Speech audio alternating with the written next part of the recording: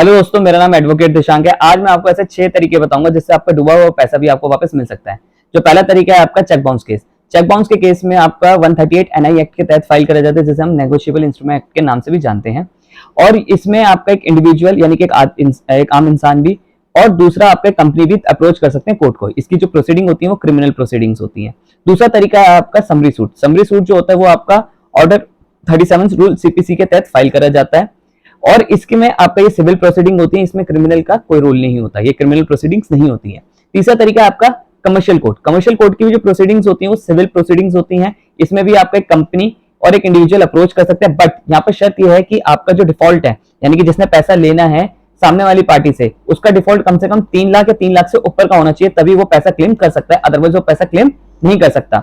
चौथा तरीका होता है आपका एमएसएमई। एमएसएमई के लिए जरूरी है कि जो केस करने वाला है, जिसको डिफॉल्ट हुआ है, जिसके ऊपर डिफॉल्ट हुआ है, ठीक है, मतलब यानी कि जिसने पैसा लेना है सामने वाली पार्टी से, उसका एमएसएमई के अंदर वो रजिस्टर्ड हो, यानी कि वो एमएसएमई के अंदर रजिस्टर्ड होगा तभी वो क्लेम कर सकता है, अदरवाइज वो क्लेम नहीं कर सकता।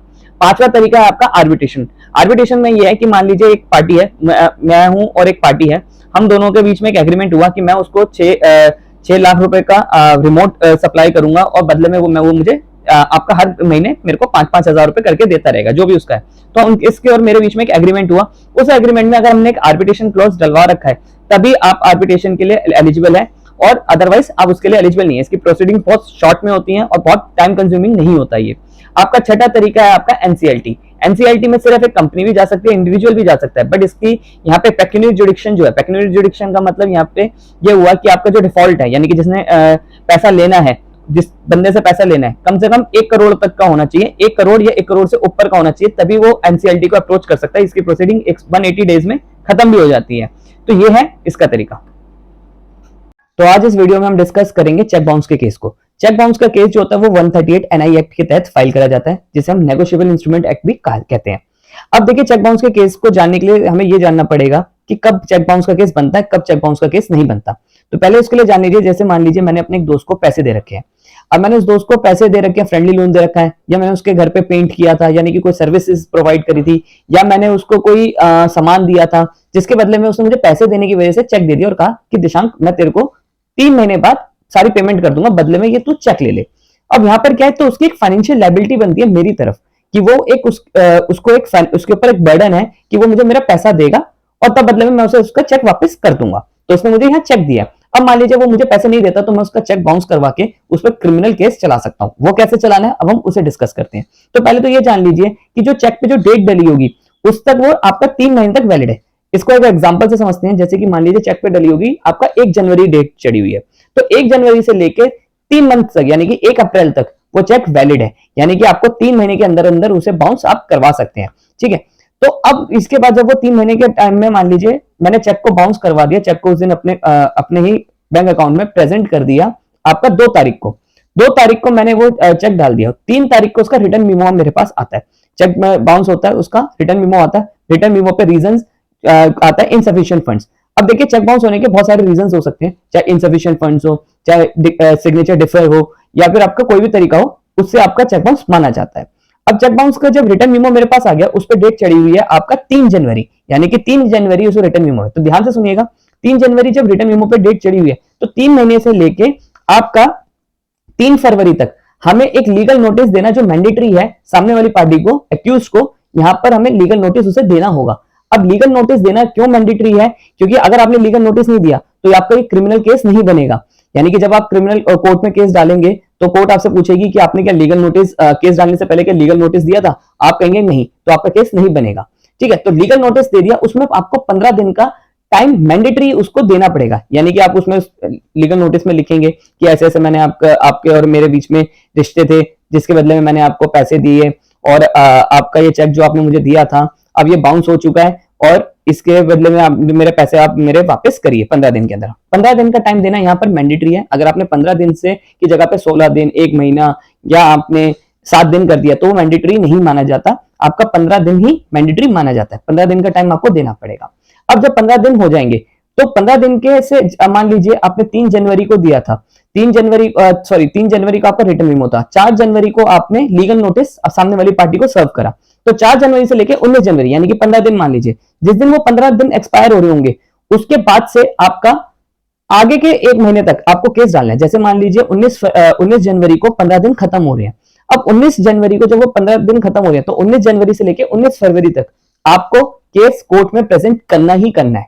अब मान लीजिए ये जो टाइम था कि जैसे पहले 15 दिन का टाइम था, फिर 1 महीने में आपको लीगल नोटिस देना है, ये सब कुछ करना है, इसमें आप कोई लैप्स कर जाते हैं, यानी कि आप कोई नहीं डालते, मतलब ये कोई टाइम पीरियड में आप टाइम पे नहीं करते या कुछ नहीं करते विदाउट एनी रीजन, तो कोर्ट आपका ये केस एंटरटेन नहीं करेगी। तो कोर्ट आपका ये केस एंटरटेन ही नहीं करेगी, इसका मतलब यानी कि आपका कोर्ट क्रिमिनल केस चलेगा ही नहीं। ठीक है, तो अब मान लीजिए आपने कोर्ट में केस डाल दिया, कोर्ट ये सब कुछ हो गया, आपने टाइम पे लीगल नोटिस दिया, आपने टाइम पे सब कुछ करा, टाइम पे भी देना, जब आपके 15 दिन खत्म हो रहे थे उसके बाद से जैसे 19 जनवरी से लेके 19 फरवरी के बीच में आपने केस डाल दिया, पूरा आप अपना केस डालेंगे। जैसे दिल्ली में तो ऑनलाइन केस डलते हैं चेक बाउंस के, अब से 2022 से या कुछ से ऑनलाइन केसेस डलते हैं, ठीक है, और डिजिटल कोर्ट बोले जाते हैं उसे। अब यहाँ ये सब चीज होने के बाद आप केस कौन से में फाइल करेंगे, तो इसको जुडिक्शन, अगर आप समझे इसकी जुडिक्शन कहां बैठेगी, जैसे मान लीजिए मैं हूं, मैंने ये जो चेक था वो चेक था मेरे क्लाइंट का, आपका इलाहाबाद का था। अब इलाहाबाद का, उसने इलाहाबाद का उसका बैंक था, सब कुछ था, तो क्या मुझे चेक इलाहाबाद में डालना था? नहीं, चेक मैं अपने ही अकाउंट में डालूंगा, अपने अकाउंट से वहां से बाउंस होकर आएगा। तो मेरा, जैसे मान लीजिए मेरा जो बैंक है वो शादरा में है, अब शादरा में जो बैंक है, शादरा बैंक जो है, जो जिसमें मैंने चेक डाला है, जहां से बाउंस हुआ है, तो वही उसी जगह पे डलेगा केस, यानी कि जहां कंप्लेनेंट का बैंक होता है वहीं पर केस डलता है। और जब वो चेक बाउंस हो गया तो वहां के जो पुलिस स्टेशन का जो मजिस्ट्रेट होगा, जैसे मान लीजिए शादरा की ब्रांच का पुलिस, जो शादरा की ब्रांच थी उसका जो पुलिस स्टेशन है वो शादरा पुलिस स्टेशन है। शादरा पुलिस स्टेशन के बाद आपका ये कहां चलेगा? शादरा मजिस्ट्रेट के पास चलेगा। मजिस्ट्रेट ट्रायल होता है, एमएम ट्रायल होता है, ये कहीं जुडिशियल मजिस्ट्रेट भी कहा जाता है इसे। अब ये उनके सामने केस चलेगा। अब सीधा केस उनके पास जब जाएगा, वो सीधा अक्यूज्ड को सम्मन्स नहीं करेंगे, पहले आपके केस को समझेंगे, प्रिमा फेसाई एविडेंस होगा, यानी कि प्रिमा फेसाई एविडेंस, यानी कि कोर्ट आपके केस को देखेगा अक्यूज को बुलाने से पहले कि आपका केस बनता भी है या नहीं बनता है। तो वही चीज आ गई, वही चीज कोर्ट सबसे पहले तो ये चेक करेगा कि आपने रिटर्न मीमो से लेके 1 मंथ के अंदर आपने लीगल नोटिस सामने वाली पार्टी को भेजा है नहीं भेजा है, 15 दिन का टाइम दिया है नहीं दिया है, और आपने अगर दिया तो फिर आपने विद इन 1 मंथ में केस फाइल करा है नहीं करा है। अब मान लीजिए इन सब में आप लेट भी हो जाते हैं, तो अगर आपने कॉन्डोनेशन ऑफ डिले की एक एप्लीकेशन लगाई है नहीं लगाई है, उसमें आपको रीजन देना पड़ता है कि बीमार था, मैं बीमार था इसलिए मैं केस टाइम पे फाइल नहीं कर पाया, उसमें जज की डिस्क्रिशनरी पावर होती है, जज के ऊपर होता है कि उसे वो अलाउ करे या ना करे। अब इन सब कुछ होने के बाद जज आपके देखेगा कि चेक पे रीजन क्या थे, ओरिजिनल चेक हमें फाइल करने होते हैं, ओरिजिनल रिटर्न मीमो फाइल करना पड़ता है, आपका अगर कोई एग्रीमेंट कर रखा है उसके एवज में कि चेक के साथ आपने कोई एग्रीमेंट कर रखा है तो वो एग्रीमेंट भी फाइल करना होता है, मैंडेटरी तो नहीं होता पर आपको अगर है तो लगा दो, ठीक है। अब ये सब कुछ होने के बाद जब आपका प्रिमा फेसाई हो जाएगा तो कोर्ट जो होती है कॉग्निजेंस लेती है। कॉग्निजेंस का मतलब यानी कि जुडिशियल माइंड अप्लाई करके 204 के सम्मन्स भेजती है अक्यूज्ड को। अक्यूज को सम्मन्स डायरेक्टली नहीं भेजे जाते, पहले आपका प्रिमा फेसाई एविडेंस देखा जाता है, ठीक है। 200 में कंप्लेंट डलती है, 204 में अक्यूज को नोटिस होते हैं। अब अक्यूज आएगा, ठीक है। अब मान लीजिए यहां पर बात आती है, अगर अक्यूज आ गया तो ठीक, नहीं आएगा तो क्या होता है? सम्मन्स जब अगर अक्यूज को अब मिल गए हैं और वो तब भी नहीं आ रहा है तो उसके खिलाफ या तो बेलेबल वारंट होंगे या नॉन बेलेबल वारंट होंगे। जरूरी नहीं कि पहले बेलेबल हो फिर नॉन बेलेबल हो, दोनों जज के ऊपर है, पर मोस्ट प्रोबेबली पहले जज बेलेबल वारंट करता है देन नॉन बेलेबल करता है, ये होता है। अगर मान लो वो बेलेबल वारंट पे भी नॉन बेलेबल वारंट पे भी नहीं आता, ठीक है, तो 82 की प्रोसीडिंग्स हो जाती है। 82 का मतलब यानी कि भगोड़ा कोर्ट की तरफ से वो भगोड़ा घोषित हो जाता है। भगोड़ा का मतलब यानी कि अब वो ढोलक बजते हैं, ये होता है चस्पा जहां होता है लास्ट टाइम हो रहा होता है, वो होता है, यानी कि वो भगोड़ा हो जाता है, अब्सकॉन्ड घोषित हो जाता है। पर मान लो अगर अक्यूज आ गया तो क्या होगा? मान लो अक्यूज आ गया तो आपका उसके साथ फ्रेमिंग ऑफ नोटिस होंगे अंडर सेक्शन 251 सीआरपीसी। अब फ्रेमिंग ऑफ नोटिस में क्या होता है? वो आके बताता है कि चेक पे मेरे साइन है या नहीं है, उसको कॉपी जो उसको मिली है केस की कॉपी उसको प्रोवाइड करनी पड़ती है। उसमें वो बताएगा कि मुझे मेरे पर ये केस क्यों बनता नहीं है, क्या नहीं बनता, मतलब बेसिकली ये होता है कि अपना वो डिफेंस रखता है कि जैसे उससे जज उससे पूछेगा कि क्या चेक पे साइन आपके, वो हाँ या ना में जवाब देगा। फिर वो कहेगा कि आपने चेक भरा है, तो हाँ या ना में जवाब देगा। और वो क्या आगे ये बोला जाएगा कि वो ये बोलेगा कि नहीं मेरे को आगे ये केस चलाना है। अगर उसने अपनी गलती मान ली तो खत्म, जजमेंट आ जाएगी, और अगर उसने अपनी गलती नहीं मानी तो क्या होगा?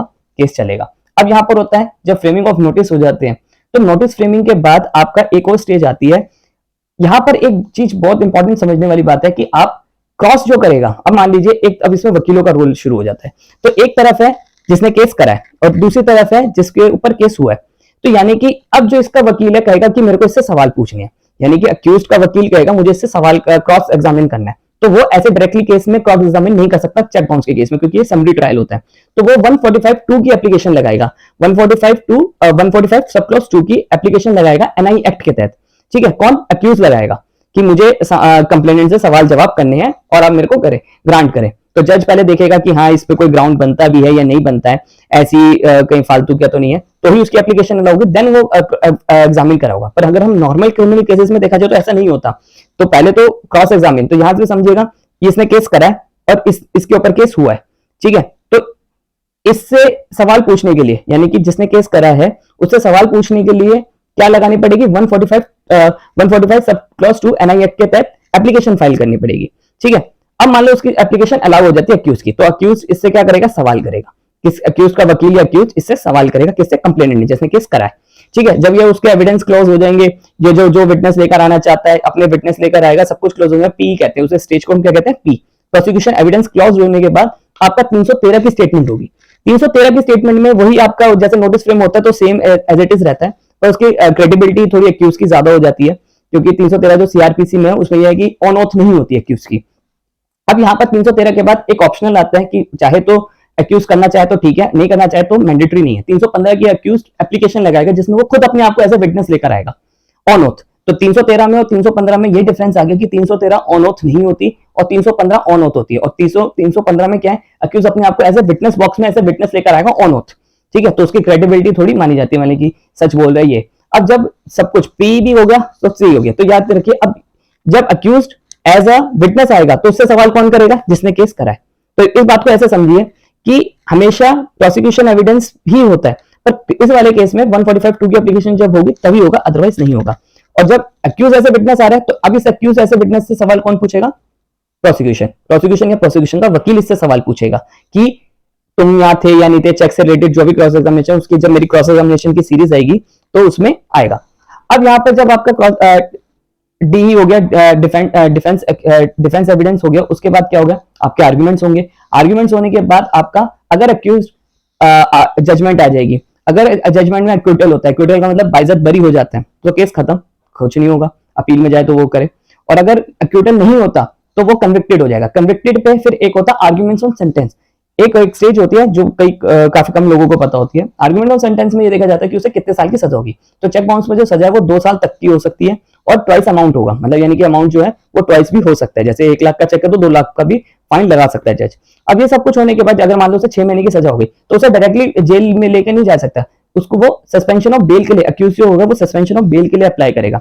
सस्पेंशन ऑफ बेल क्या होता है? अंडर सेक्शन 389 में 389 सीआरपीसी में फाइल होती है, जिसके तहत आपका वो उस अपील में जाने के लिए टाइम मांगता है। ठीक है, तो मतलब यानी कि उसे कितने महीने की सजा होता है, डायरेक्टली कोर्ट नहीं जाएगा, अपीलेंट कोर्ट में फाइल करेगा, तब तक के लिए उसे बेल मिल जाएगी। जब अपील में उसकी डिसमिस हो जाएगी या अपील में भी माना गया, वो एक्विटल हो गया तो भारी हो जाएगा, और अगर अपील में वो कन्विक्टेड हो गया तो उसे सजा हो जाएगी और वो वहीं से वहीं अपने उसे पुलिस वाले वहीं से अपीलेंट कोर्ट से ही ले जाएंगे जेल। ठीक है, ये बात आपको मैंने आज चेक बाउंस की केसेस की बताई। इसके हम नेक्स्ट वीडियो में हम दूसरे केसेस दूसरे में करेंगे, जैसे जो हमने समरी सूट के बारे में बात करेंगे। तो उसके लिए थैंक यू।